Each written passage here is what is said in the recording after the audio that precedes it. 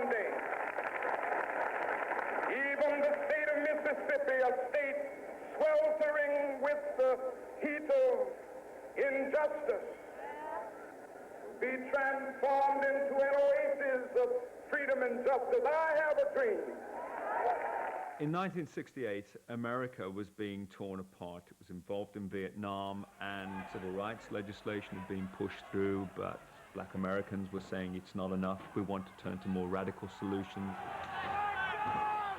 You had, at that time, Dr. Martin Luther King and his followers. You had Malcolm X and his followers. American unity sees the only hope for the black man in America in a strong Africa. Black Power was saying we want change now, and we insist on it. This isn't just a request, this is a demand. Very few people had the avenue to tell people how it really was or how we felt about a certain issue. You had to have a platform. To win gold medals for one's country and still feel a second-class citizen is the bitter paradox facing many colored Americans. And because we were black athletes, what we were supposed to do is run real fast and go home, smile, get pats on the back, and still be relegated to second-class living. Tommie Smith sets a new world record in the 200 meters with John Carlos taking the bronze.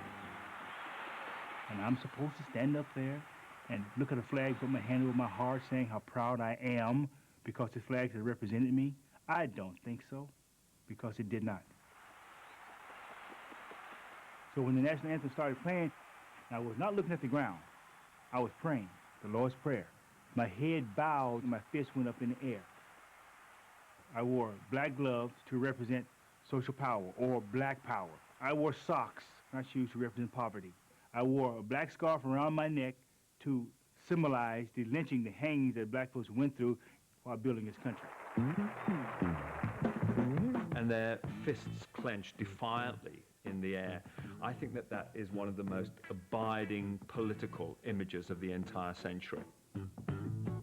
Of course, remember the images of the Black Power salute on the rostrum. And you don't, of course, at the time, I didn't realize the significance of it. I was in Jamaica as a little boy, didn't know anything about it, and of course, even now, you remember the powerful images.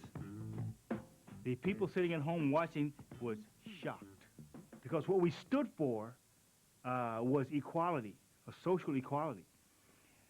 And the structure, the power structure, did not equate black folks with equality.